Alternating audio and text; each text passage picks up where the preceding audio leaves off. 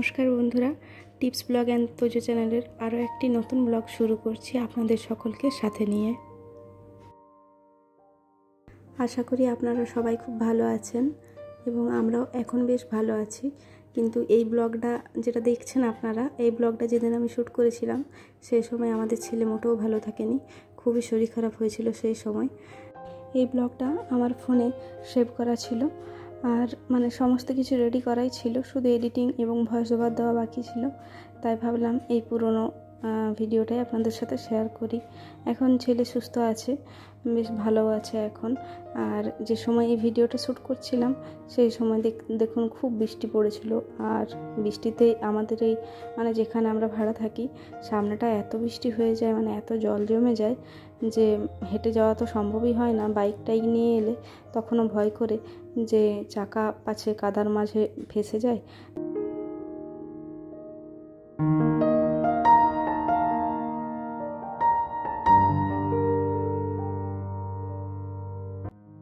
আর শুধু এই রাস্তাটাই নয়, এই রাস্তাটা ছাড়াও আমরা যে রুমটায় থাকি সেই রুমের পাশে যে ফাঁকা একটা জায়গা আছে, চলুন দেখিয়ে দিই। এই জায়গাটা দেখতে পাচ্ছেন, এখানেও প্রচুর ফল টলের গাছ লাগানো আছে, কিন্তু বর্ষাকালে এখানে এত জল জমে যায়। এই জলটা না সেই শ্রাবণ মাসের প্রথম দিকে হয়েছিল, তো এই জলটা দেখুন এখনও শুকায়নি। আর এত পচা গন্ধ ছাড়ে এখানে যে বলার নয়।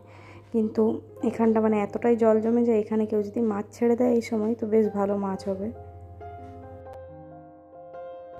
এখন চলে এলাম নিচে বেডশিটটা চেঞ্জ করতে। এখন বেডশিটটা চেঞ্জ করে নিয়ে আগের দিনের যে বেডশিটটা পাতা ছিল সেটা এখন ডেটল জল দিয়ে ভালো করে ধুয়ে নিতে হবে। ও আপনাদের সাথে তো আরও বলা হয়নি যে আমার ছেলের না পক্স হয়েছিল, যেটা চিকেন পক্স, সেই পক্সটা নয়। এটা ডাক্তার বলেছিলেন যে ওই হ্যান্ড ফুট মাউথ ডিজিজ, এটা ছোট বাচ্চাদেরই নাকি বেশি হয়। আর চিকেন পক্সে যে ব্যথা জ্বালা যন্ত্রণা যেটা করে, সেই কষ্টটা ঠাকুরের কৃপাতে আমার ছেলে একটুও বুঝতে পারেনি। ডাক্তার বলেছিলেন যে এটা চিকেন পক্স নয়, এটা সাধারণত বাচ্চাদেরই হয়। এটার সিমটম হচ্ছে প্রথমে কোমরের থেকে নিচের পোর্শনে আগে হবে, আর ওখান থেকেই যে জায়গাগুলো জয়েন্টে আছে হাড়ের জয়েন্ট যেখানে, সেই জায়গাগুলোতেই হবে। যেমন কোমরের নিচের অংশে, তারপরে হাঁটুতে, গোড়ালিতে, আর যেখানে আমরা ঘড়ি পরি তার ঠিক নিচের অংশতে এবং কনুয়ে এবং আঙুলের যে গিঁটগুলো আছে সেই জায়গাগুলোতেই হবে। আর আমার ছেলেরও ঠিক সেই জায়গাতেই হয়েছিল, কিন্তু ওর গায়ে বা ফেসে বা হাতের ওপরে কোনো জায়গায় হয়নি, দেখে বোঝাই যায়নি যে ওর ওই টাইপের কিছু হয়েছে।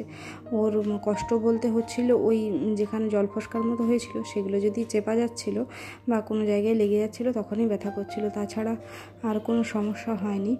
আর ডাক্তারবাবু বলেছিলেন যে এটা চিকেন পক্স নয়, এটা এখন বাচ্চাদের বেশিরভাগ হচ্ছে। তো ভীষণভাবে মানসিক চিন্তাতে ছিলাম সেই সময়।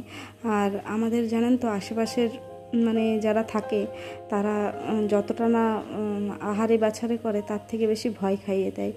আর সেই টাইমে ওর বাবাও আসতে চেয়েছিল এখানে, ওর বাবাকে আমি বারণ করেছিলাম যে বলা তো যায় না, বাই চান্স যদি এটা চিকেন পক্স হয় তাহলে তোমারও যদি হয়ে যায় তুমি এসো না, তুমি ওখানেই থাকো। তো ছেলেকে নিয়ে সেই সময় আমি একাই ছিলাম, আর সারাদিন প্রচুর কাজে এতটাই ব্যস্ত ছিলাম যে বলার নয়। আর সেই টাইমে নাকি অনেকে বলছিল যে পরিষ্কার পরিচ্ছন্ন থাকতে হবে, কেউ তো আবার আমাকে বলছিল যে ছেলেকে নিয়ে ঝাড়ফুঁক করান বা কোনো ওঝা তান্ত্রিক এদেরকে দেখান।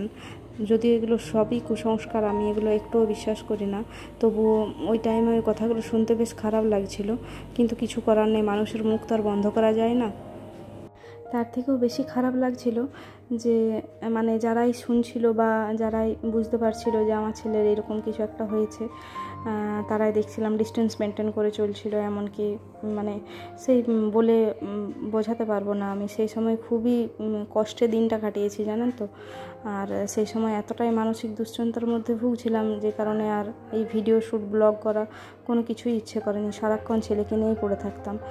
আর ওই যে অনেকে বলছিল যে মা শীতলা দয়া করেছে, নিম পাতা দিয়ে তাকে হাওয়া করতে হবে, তাকে প্রণাম করতে হবে, হাবিজাবি যে যা যার মুখে যা আসছিল তারা সেই রকমই বলছিল। তো যাই হোক, ঠাকুরের কৃপাতে আমার ছেলে এখন সুস্থ আছে এবং আমার ছেলে আগের থেকে অনেকটাই ভালো আছে। এবং মানে সেই সময় যে চিকেন পক্সের যে কষ্টটা, সেই কষ্টটা আমার ছেলে একটুও বুঝতে পারেনি, যদিও ডাক্তার বলে দিয়েছিলেন যে এটা চিকেন পক্স নয়। তো আমার আশেপাশে যারা ছিলেন তাদেরকে বলা সত্ত্বেও তারা মানে সবাই ডিস্টেন্স মেনটেন করে চলছিল, হয়তো তারা নিজেদের সেফটিটা আগে খেয়াল রাখছিল।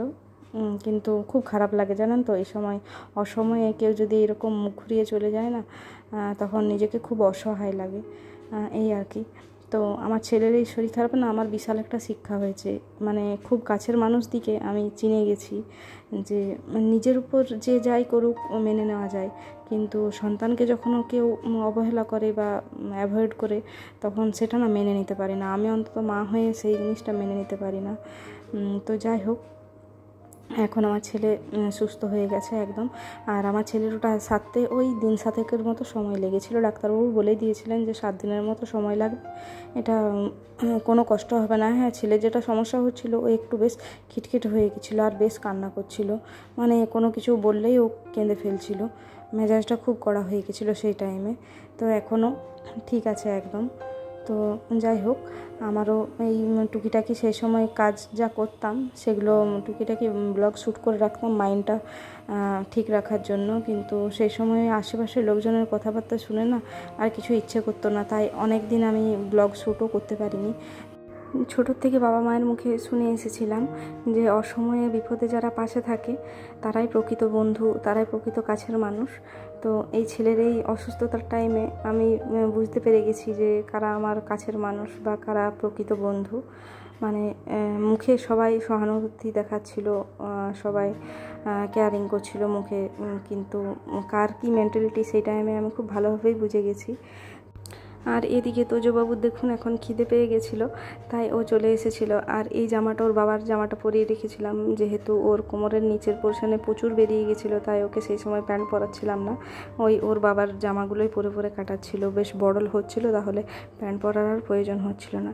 আর ওর এতটাই খিদে পেয়ে গেছে, ও দেখছি কড়াই থেকে ডাইরেক্ট আলু পোস্ত তুলে তুলে খাচ্ছে। সেই সময় কিছু খেতে পাচ্ছিল না, ওর মুখের ভিতরেও গোটা 4-5 বেরিয়ে গেছিলো, তাই খেতে পাচ্ছিল না। খাওয়ার মধ্যে ওই দুধ ভাত আর আলু পোস্ত নইলে আলু সিদ্ধ এরকম করেই খেতে পাচ্ছিল, তাছাড়া আর কিচ্ছু খেতে পারছিল না। তো চলুন, আজকের ব্লগটা আমি এখানেই শেষ করলাম। আপনাদের যদি ভালো লেগে থাকে তাহলে চ্যানেলটা অতি অবশ্যই সাবস্ক্রাইব করে আমার পাশে থাকবেন।